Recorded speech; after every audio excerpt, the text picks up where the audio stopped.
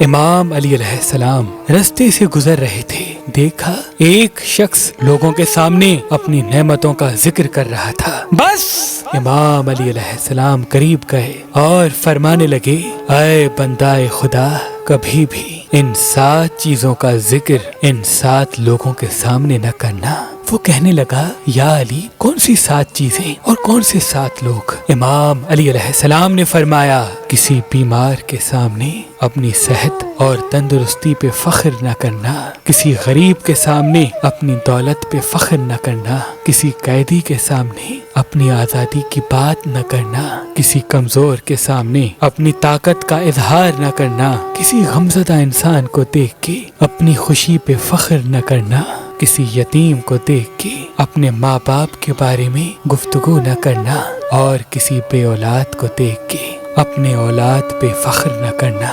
یاد رکھنا، جو انسان دوسرے کے درد کو محسوس کرتا ہے، اللہ کبھی اس کو درد نہیں دیتا۔